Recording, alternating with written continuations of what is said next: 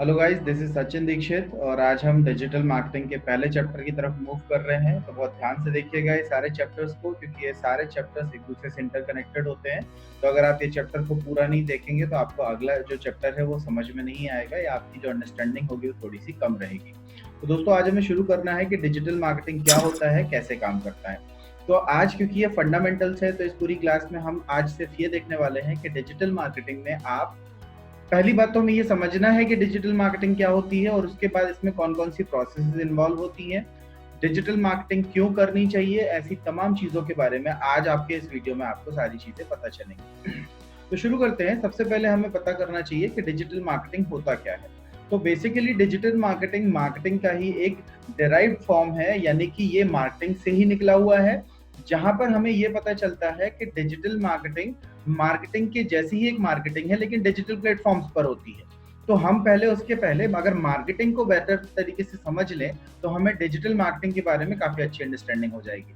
तो दोस्तों, पहले या इवन अभी भी डिजिटल के पहले जब लोग ट्रेडिशनल मार्केटिंग किया करते थे, तो ट्रेडिशनल मार्केटिंग में क्या होता था कि कोई भी एक ब्रांड या बिजनेस होता था, लेट सपोज कि किसी की शॉप है या किसी का शोरूम है, तो वो जो अपने शोरूम के लिए या शॉप के लिए या अपने बिजनेस के लिए जब प्रमोशन करने की सोचता था, तो उसके दिमाग में चलता था कि क्यों ना न्यूज़पेपर में ऐड डाल दिए जाए, क्यों ना बैनर या पोस्टर्स को हम यहाँ पे डिस्ट्रीब्यूट करवा दें हमारे एरिया में। तो इस तरीके की जो मार्केटिंग करते थे उनको हम ट्रेडिशनल मार्केटिंग बोलते थे। अब इस ट्रेडिशनल मार्केटिंग में कोई ड्रॉबैक्स रहे होंगे जिसकी वजह से डिजिटल मार्केटिंग को लोग इतना पसंद करते हैं।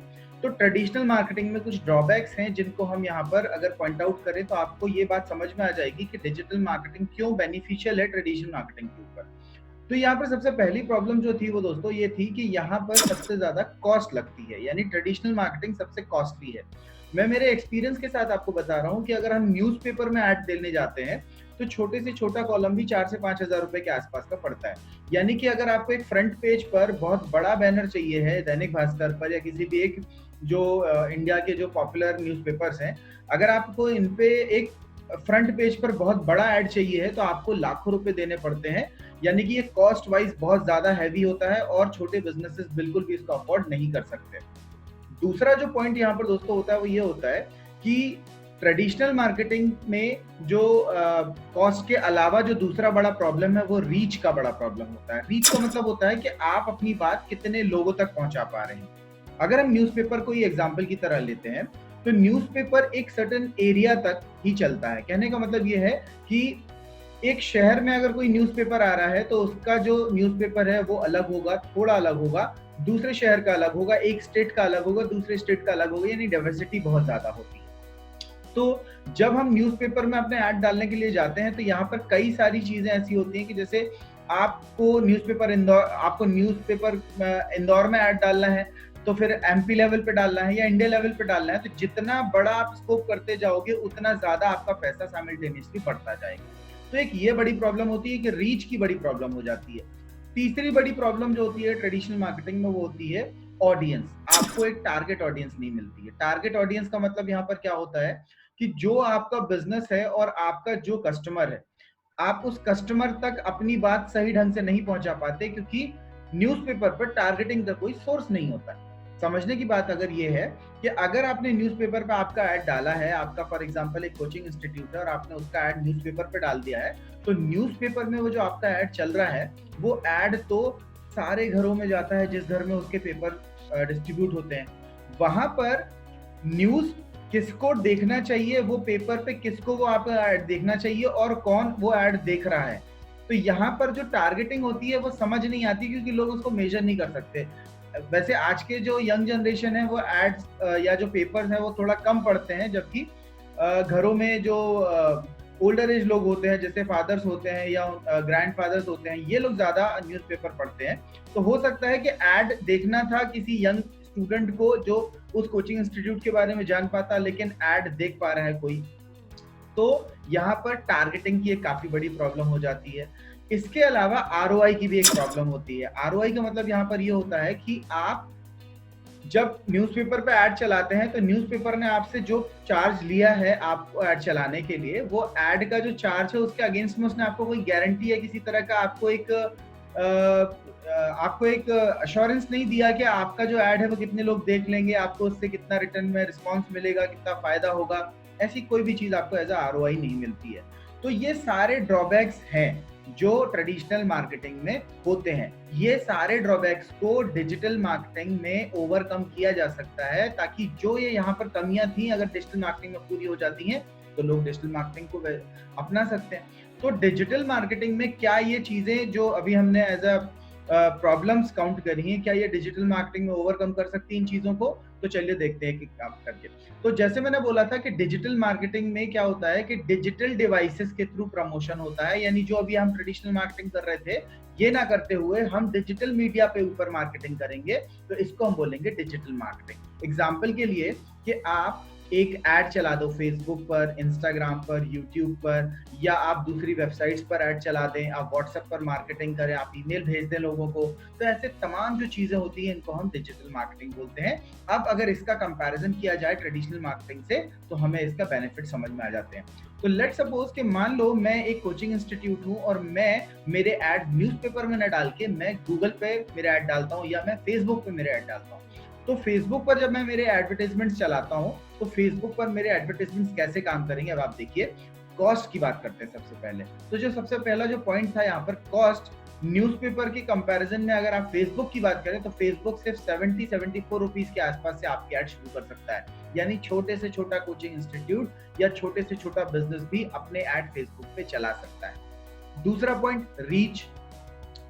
रीच जो दोस्तों यहाँ पर फेसबुक पर होती है, आपको पता है कि फेसबुक पर इंडिया में ही या पूरे वर्ल्ड वाइड अगर बात की जाए तो 2 बिलियन प्लस प्रोफाइल हैं, 2 अरब से ज्यादा लोग फेसबुक चला रहे हैं। यानी अगर आप अपने लिए कोई कस्टमर ढूंढ रहे हैं तो फेसबुक पर 2 बिलियन लोग हैं आपका उस एड को देखने के लिए।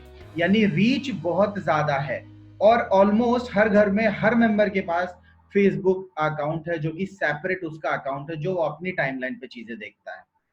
तीसरी दोस्तों हमने यहाँ पर बात करी थी कि ये जो आपका कॉस्ट के बाद या जो रीच के बाद जो आती है वो है टारगेट ऑडियंस। यानी हम जिस तरह के बिजनेस को करते हैं और हमारे पास जिस तरह का कस्टमर आता है, क्या हम सही कस्टमर तक हमारी बात पहुंचा पा रहे हैं? तो ये जो चीज होती है इसको हम बोलते हैं टारगेट ऑडियंस। तो दोस्तों फेसबुक पर टारगेट ऑडियंस बहुत ही आसान होती है। यानी कि अगर मैं एक ऐड चलाता हूं तो मुझे फेसबुक पूछता है कि आपको किस तरह के कस्टमर्स को अपना ऐड दिखाना है, किस एज रेंज के लोगों को, किस जेंडर के, किस लैंग्वेज बोलने वाले लोगों को आपको ऐड दिखाना है, इवन उनकी हॉबीज क्या होनी चाहिए और उनके दूसरे बिहेवियर्स क्या होने चाहिए। यानी हम पूरी टारगेटिंग प्रॉपर्ली कर सकते हैं। यानी हमारा पैसा बिल्कुल वेस्ट नहीं होने वाला है, जो हम ऐड जिसको दिखाना चाहते हैं एग्जैक्टली उसी को दिखेगा। लास्ट पॉइंट है दोस्तों कि हम हमारे ऐड का ROI भी यहाँ देख सकते हैं। यानी अगर आप फेसबुक पर 74 रुपीज भी खर्च कर रहे हो आपके ऐड के ऊपर, तो वो वहां पे भी आपको एक ROI बताता है कि आपका ऐड इतने लोगों तक दिख जाएगा, इतने लोगों की रीच रहेगी और इतना एस्टिमेटेड क्लिक्स आपकी वेबसाइट पर आ सकते हैं, जो कि आपको न्यूज़पेपर नहीं देने वाला था। यानी आपको पहला पॉइंट क्लियर हो जाना चाहिए कि डिजिटल मार्केटिंग के बेनिफिट्स क्या है, क्यों जरूरी है डिजिटल मार्केटिंग। अभी दूसरी बात यह है कि क्या आपको डिजिटल मार्केटिंग अभी भी समझ में आया कि डिजिटल मार्केटिंग एग्जैक्टली क्या होता है? तो अभी मैं आपको स्क्रीन पर कुछ ऑप्शंस दिखाता हूं कि डिजिटल मार्केटिंग क्या है। अब लेट सपोज कि मैं पहले मेरी खुद की एक वेबसाइट है जिसको मैं इंट्रोड्यूस कर दूं ताकि आपको चीजें समझ में आ जाए।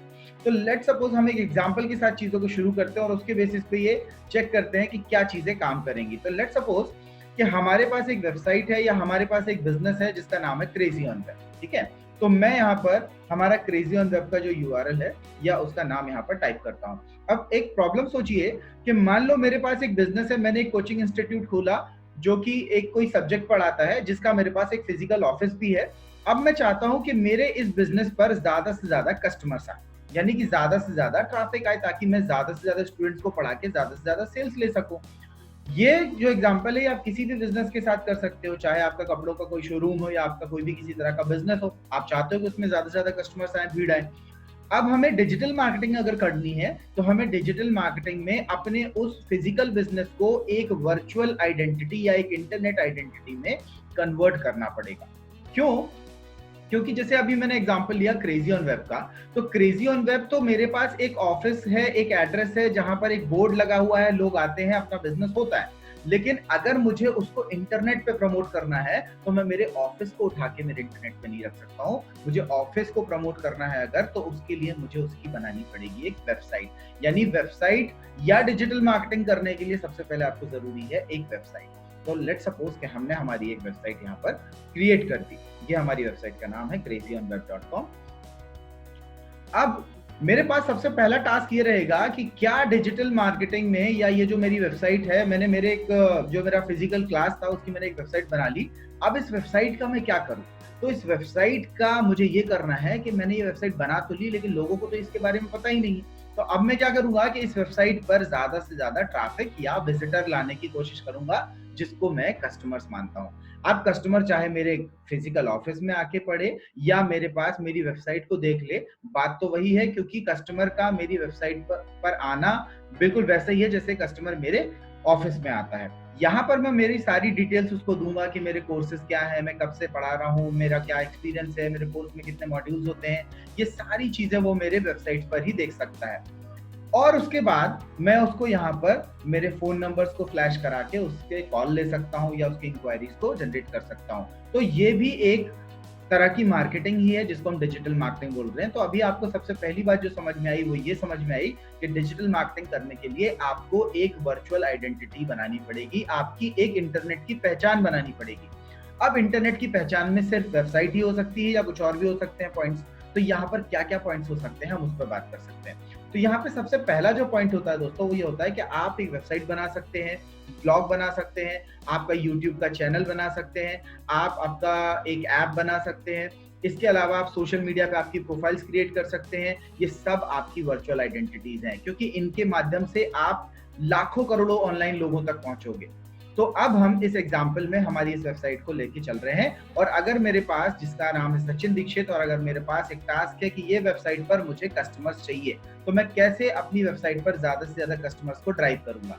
तो अब अगर मैं जो ये पॉइंट्स सोचने वाला हूँ, ये सारे पॉइंट्स ही डिजिटल मार्केटिंग बनाएंगे। तो दोस्तों सबसे पहला जो पॉइंट याद मेरे दिमाग में आएगा वो ये आएगा कि क्यों ना मेरी वेबसाइट को लोग जब गूगल पे सर्च करें तो वो सबसे टॉप पोजीशन पे दिखाई दे, क्योंकि जैसे ही गूगल पे टॉप पोजीशन पे मेरी वेबसाइट दिखाई देगी, लोग उस पर क्लिक करेंगे, अपने आप मेरी वेबसाइट पर ट्रैफिक आने लगेगा, मुझे कुछ करना भी नहीं पड़ेगा। तो इस प्रोसेस में हम क्या सोचते हैं कि लेट सपोज ये आपके सामने अभी गूगल खुला हुआ है, और गूगल पर अगर मैं यहाँ पर लिखता हूँ या कोई भी कस्टमर मेरा लिखता है digital marketing course in Indore, अगर वो लिखता है digital marketing course in Indore, तो ये देखिए आप यहाँ पर ऐसे बहुत सारे रिजल्ट्स आ जाएंगे, और उन रिजल्ट्स में अगर मैं यहाँ पर कहीं मेरी वेबसाइट को रैंक कराने में अगर कामयाब रहा, ये देखिए ये मेरी वेबसाइट है, या हम कोई दूसरा कीवर्ड भी सर्च कर सकते हैं, या हो सकता है कोई कस्टमर और भी कोई कीवर्ड सर्च करे, क्योंकि मुझे नहीं पता कि वो क्या सर्च करने वाला है। तो हो सकता है भाई मैं कोई दूसरा कीवर्ड अगर वो गूगल पे सर्च करता है, लेट्स सपोज वो सर्च करता है इंस्टीट्यूट इन इंदौर, तो अगर वो गूगल पे सर्च करता है डिजिटल मार्केटिंग इंस्टीट्यूट इन इंदौर, तो उसको देखिए यहाँ पर भी हमारी वेबसाइट गूगल पर रैंक कर रही है, और उसके अलावा यहाँ पे भी हमारी वेबसाइट गूगल पे रैंक कर रही है। तो अगर आप पहले पेज पर गूगल पे अपने आप को रैंक करा लेते हैं, तो आपके पास कस्टमर्स अपने आप आना शुरू हो जाएंगे, और इस तरह की जो प्रोसेस है जिसको हम हमारी वेबसाइट पर कस्टमर्स को ला पा रहे हैं सर्च इंजन के थ्रू, इसको हम बोलते हैं सर्च इंजन ऑप्टिमाइजेशन। यानी आपकी वेबसाइट पर ट्रैफिक लाने का सबसे पहला तरीका हो जाएगा सर्च इंजन ऑप्टिमाइजेशन। दोस्तों वेबसाइट पर ट्रैफिक लाने का जो दूसरा तरीका हो सकता है वो हो सकता है एड्स के थ्रू, यानी हम गूगल पर एड चला सकते हैं। एग्जाम्पल के लिए जैसे अभी मैं यहाँ पर गूगल पे सर्च करता हूँ होटल्स इन न्यूयॉर्क, ये मैंने गूगल पे सर्च किया होटल्स इन न्यूयॉर्क, एक एग्जांपल है ये। अगर इस होटल इन न्यूयॉर्क पर अगर मैं चीजें सर्च करता हूं तो देखिए यहाँ पर बहुत सारे रिजल्ट्स आ रहे हैं, और इन रिजल्ट्स में कई सारे कभी कभी एड्स भी चलते हैं। जैसे अभी इस कीवर्ड पे कोई एड नहीं चल रहा, तो मैं कोई दूसरा कीवर्ड सर्च कर लेता हूँ, जैसे ऐप डेवलपमेंट कंपनीज। अभी चेक करते हैं कि इस पे कोई रिजल्ट है क्या एज अ एड। अभी कोरोना पीरियड चल रहा है तो शायद कोई ऐड नहीं अभी दिखाई दे रहे हैं, लेकिन हम इसको इनकॉग्निटो विंडो पर चेक करते हैं, शायद यहाँ पे कोई कीवर्ड पर ऐड दिखाई दे।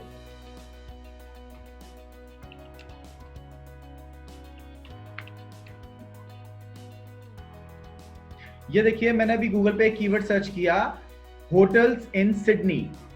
अब इस कीवर्ड पर यहाँ पर एक ऐड चल रहा है जो गूगल के रिजल्ट से थोड़ा सा अलग है, यानी गूगल के रिजल्ट के ऊपर ही दिखाई दे रहा है, एक ऐड दिखाई दे रहा है आपको, जिस पर अगर कोई क्लिक करता है तो उस होटल के ओनर की वेबसाइट खुल जाएगी। यानी हमारा पर्पस तो अभी भी पूरा हो रहा है कि हमारी वेबसाइट पर ट्रैफिक तो हम ऐड चला के भी ला सकते हैं।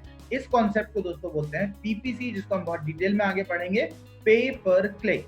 यानी कि आपकी वेबसाइट पर अगर ट्रैफिक चाहिए तो आप इस तरह से आपके एड्स चला दो गूगल पर, आपको पर क्लिक पर पे करना पड़ेगा, लेकिन आपकी वेबसाइट पर ट्रैफिक आ जाएगा और हो सकता है वो कन्वर्ट भी हो जाए और आपको काफी अच्छी सेल्स भी हो सकती है इससे। इसके अलावा दोस्तों तीसरा जो हमारे पास ऑप्शन होता है उसको हम बोल सकते हैं सोशल मीडिया मार्केटिंग। एग्जाम्पल के लिए ये मेरा फेसबुक में अभी ऑन करता हूँ और ये फेसबुक पे मैं आप चला जाता हूँ तो ये मेरा फेसबुक की प्रोफाइल ओपन है। अब यहाँ पर अगर हम जब प्रोफाइल को ऐसे स्क्रॉल करते हैं तो देखिए ये आपके सामने एक पोस्ट दिखाई दे रही है, लेकिन इस पोस्ट के ऊपर देखिए गौर से लिखा हुआ है ये स्पॉन्सर्ड। मतलब यहाँ पर फेसबुक पर एक ऐड चल रहा है जो मेरी प्रोफाइल पर दिखाई दे रहा है, यानी ये एडवर्टाइजर है और मैं यहाँ पर एक यूजर हूं या कस्टमर हूं, यानी ये एडवर्टाइजर मुझको एक ऐड दिखा रहा है, लेकिन ये दिखा किस फॉर्म में रहा है, सोशल मीडिया पर। इसीलिए हम इस प्रोसेस को बोलेंगे सोशल मीडिया मार्केटिंग, क्योंकि अगर कस्टमर उस ऐड पर क्लिक कर देगा तो एडवर्टाइजर की वेबसाइट खुल जाएगी और उसको ट्रैफिक मिल जाएगा। तो इस तरह से वेबसाइट पर ट्रैफिक लाने का तीसरा तरीका हो गया सोशल मीडिया मार्केटिंग। चौथे तरीके पे बात करते हैं, आप बहुत सारे लोगों को ईमेल्स भेज सकते हो। जैसे फॉर एग्जांपल ये मैंने गूगल पर मेरा जीमेल ओपन कर लिया और अब मैं जीमेल पर अगर जाता हूं तो जीमेल पर मुझे कई सारे तरह के लोग ईमेल्स भेजते हैं, अलग अलग कंपनीज मुझे ईमेल्स भेज सकती हैं और उसके बेसिस पर मैं उन ईमेल्स पर क्लिक करके या चीजों पर, जैसे फॉर एग्जांपल ये देखिए रेडिट ने, फेसबुक ने, गोडैडी ने, कोरा ने, फ्रीलांसर.com ने मुझे ईमेल भेजे हैं जिन पर अगर मैं क्लिक करूंगा तो पॉसिबल है कि उनकी वेबसाइट खुल जाए। ये देखिए मैंने रीड मोर पे क्लिक किया और उसकी वेबसाइट खुल गई, यानी मैं एज अ कस्टमर उसकी वेबसाइट पर एज अ ट्रैफिक पहुंच गया हूं। तो इस तरह से भी अगर आप अपनी वेबसाइट पर ट्रैफिक ला सकते हैं तो इस प्रोसेस को हम बोलेंगे दोस्तों ईमेल मार्केटिंग। यानी हमारी वेबसाइट पर ट्रैफिक लाने का चौथा तरीका क्या हो गया, ईमेल मार्केटिंग। इसके अलावा हम बात कर सकते हैं बैनर एड्स की। बैनर एड्स एग्जाम्पल के लिए मैं गूगल पे सर्च करता हूं जॉब्स इन इंडिया गवर्नमेंट। अब मैं किसी एक रैंडम वेबसाइट पे चला जाता हूं, ये मैं एक वेबसाइट पे चला गया fresherworlds.com। अब आप देखिए ये एक रैंडम वेबसाइट है जिस वेबसाइट पर बहुत सारे जॉब्स की चीजें पड़ी होंगी या बहुत सारी चीजें पड़ी होंगी या जॉब से रिलेटेड काफी डिटेल्स पड़ी होंगी। अब इस एक वेबसाइट पर ये साइड में देखिए एक ऐड चल रहा है। अगर आप भी इस तरह के ऐड चलाना चाहते हैं तो देखिए लाखों करोड़ों लोग इंडिया में या ओवरसीज में आपके एड्स को देख सकते हैं और उन एड्स पर क्लिक करके वो आपकी वेबसाइट पर पहुंच सकते हैं। यानी ट्रैफिक पर, आपकी वेबसाइट पर ट्रैफिक लाने का जो अगला तरीका हमने यहाँ पर सोचा वो है बैनर एड्स। तो आप इस तरीके से भी ला सकते हैं, लेकिन यहाँ पे भी ये पेड तरीका है, यानी यहाँ पे भी आपको पैसा लगेगा। इसके अलावा एक और ऑप्शन हो सकता है आपके पास जिसको हम बोल सकते हैं व्हाट्सएप मार्केटिंग। ये काफी पॉपुलर है क्योंकि ऑलमोस्ट हर इंडियन आजकल फेसबुक चला रहा है, व्हाट्सएप चला रहा है। तो अगर आप व्हाट्सएप पर डायरेक्ट उसको मैसेजेस भेज सकते हैं तो इस तरह से भी जो मार्केटिंग हो सकती है वो व्हाट्सएप मार्केटिंग हो सकती है। तो आप बहुत सारे कस्टमर्स को व्हाट्सएप पर अपने कंपनी, अपने प्रोडक्ट से रिलेटेड आप डिटेल्स भेज सकते हो, जिसको हम व्हाट्सएप मार्केटिंग बोल सकते हैं। अगला ऑप्शन एप्स का हो सकता है। आप एप्स पर बहुत सारे एड्स चलते हुए देखते हैं तो आप एप्स पर भी अपने प्रोडक्ट को प्रमोट कर सकते हैं, आपकी कंपनी को प्रमोट कर सकते हैं। तो अल्टीमेट अभी अगर हमने देखा इस सारी प्रोसेस को, हमें एक बात समझ में आई कि हमारी वेबसाइट या जो भी हमारी वर्चुअल आइडेंटिटी है, इंटरनेट पर हमें जो लोग हमें जिस तरह से जानते हैं उस पर लोगों को लेके आना है। और इन सारी चीजों को जो लेके आने की प्रोसेसेस हैं इसको हमने 1 बाय 1 देखा। SEO, PPC, social media, email marketing, इसके अलावा हमने व्हाट्सएप मार्केटिंग देखा, बैनर एड्स देखा। ये तमाम जो चीजें हैं इसको हम बोलते हैं डिजिटल मार्केटिंग। यानी ये सारी प्रोसेसेस अगर हम एक साथ करते हैं तो हम इसको बोलते हैं डिजिटल मार्केटिंग। डिजिटल मार्केटिंग की अभी हमने कई सारी बातें देखी। जैसे हमने पहला क्वेश्चन देखा कि डिजिटल मार्केटिंग क्यों बेनिफिशियल है, क्यों लोग डिजिटल मार्केटिंग करना चाहते हैं। दूसरी बात देखी डिजिटल मार्केटिंग में क्या क्या प्रोसेसेस इन्वॉल्व हो जाएंगी या कैसे ये काम करता है। अब अगर आप डिजिटल मार्केटिंग सीखना चाहते हो तो एक्चुअली डिजिटल मार्केटिंग में आपको ये सारी छोटी छोटी सी प्रोसेसेस को सीखते जाना है, जैसे ये सारी प्रोसेसेस आपकी कवर होती जाएंगी, वैसे वैसे आपका डिजिटल मार्केटिंग अपने आप कवर होता जाएगा। तो आज के चैप्टर में आपने सिर्फ ये देखा या आपको ये पता चला कि डिजिटल मार्केटिंग है क्या, आपको क्या क्या बेनिफिट्स इसमें मिल सकते हैं और क्या तरीके हैं आपके एक वर्चुअल आइडेंटिटी को या आपकी एक इंटरनेट आइडेंटिटी को प्रमोट करने के। अब डिजिटल मार्केटिंग में और भी कई सारी पॉसिबिलिटीज हो सकती हैं, क्योंकि आप में से कई सारे लोग इस कोर्स को करने के बाद जॉब्स में अप्लाई करेंगे। कई सारे लोगों का पर्पस इस कोर्स को करने का होगा कि वो अपना खुद का बिजनेस प्लान करेंगे, या कुछ लोग फ्रीलांसिंग बिजनेस को भी प्लान करेंगे ताकि वो घर पे बैठ के भी इस तरह के प्रोजेक्ट्स वगैरह कर सके। तो आपका पर्पस कोई भी हो, लेकिन ये सारे पर्पसेस इस तरह की प्रोसेसेस के साथ इन्वॉल्व हो जाएंगे, क्योंकि अगर आपको ये प्रोसेसेस आती हैं तो आपको जॉब्स में हेल्प मिल जाएगी, आपको फ्रीलांसिंग बिजनेस में हेल्प मिल जाएगी, और आप अगर खुद का बिजनेस प्रमोट कर रहे हैं या एक स्टार्टअप प्रमोट कर रहे हैं या स्टार्टअप खोलने वाले हैं, तो ये चीजें आपको वहां भी काम आएंगी, क्योंकि जो काम आप यहाँ सीखने वाले हो वही एक्चुअली आपको अप्लाई करना है आपके कामों में। ठीक है, तो अब हम नेक्स्ट चैप्टर पे मूव करेंगे। जो नेक्स्ट चैप्टर होगा, क्योंकि हमने आज यहाँ पर एक इंट्रोड्यूस किया कि सबसे जरूरी एक वेबसाइट होती है किसी भी कस्टमर के लिए या किसी भी एक बिजनेस के लिए, तो हम अगले चैप्टर में वेबसाइट से ही रिलेटेड चीजों को लेके शुरुआत करेंगे, ताकि आप हर चीज को प्रैक्टिकली देख सको। तो हम हमारे नेक्स्ट चैप्टर में वेबसाइट से रिलेटेड जो काम रहेंगे कि कैसे एक वेबसाइट प्लान की जा सकती है, और उसके सारी चीजों को डिटेलिंग 1 by 1 देखेंगे। तो thanks for watching this video, और हम नेक्स्ट वीडियो की तरफ मूव करते हैं। Thank you.